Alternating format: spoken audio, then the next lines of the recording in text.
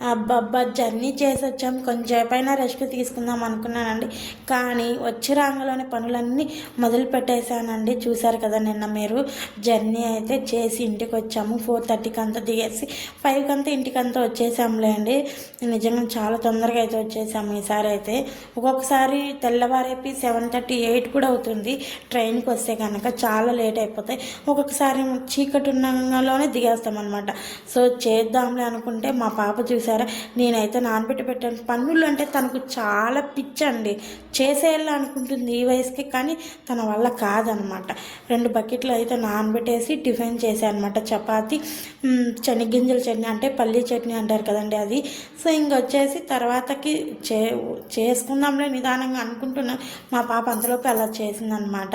So ఇంకా afternoon వచ్చేసి rice, కొంచెం ఆనియన్ ఫ్రై అయితే చేశాను. ఇంట్లో ఏమీ కూడా లేవు, సాయంత్రం వెళ్ళి తెచ్చుకుందాంలే అని చెప్పేసి ఉన్న వాటితోనే ఏదో అలా సర్దేశాను అనమాట. ఇంకా అత్రాసాలు కూడా ఉన్నాయన్నమాట. ఇప్పుడు లంచ్ అయితే చేస్తుంటే ఇంకొకసారి 2, 3 వేసుకొని తిందాం, ఇలా బాగుంటుందని చెప్పి చప్పిడి పప్పు అయితే చేశాను అత్రాసాల్లోకి. చాలా బాగుంటుంది. ఆ పప్పులో ఇంకా నెయ్యి వేసుకొని అత్రాసాలు తింటుంటే అబ్బబ్బా ఏమన్నా నా అమృతంలాగా ఉంటుందండి నిజంగానే. ఆ పప్పు ఎలా చేయాలంటే కందిపప్పు, సాల్టు, తర్వాతకి వచ్చేసి పసుపు, వెల్లుల్లి అనమాట, తెల్లగడ్డలు అంటారు కదండి, అవి వేసి ఉడకబెట్టేసి స్మాష్ చేసేయడమే. చాలా బాగుంటుంది. సో ఇంకా అవి తినేసి లైట్గా రైస్ అయితే తింటూ అన్నమాట. ఇదే అనమాట వీడియో. ఒక వీడియో ఇంతవరకు అయితే చూసారు. ఒక చిన్న లైక్ అయితే ఇవ్వండి. ఉంటాను, బాయ్ మరి.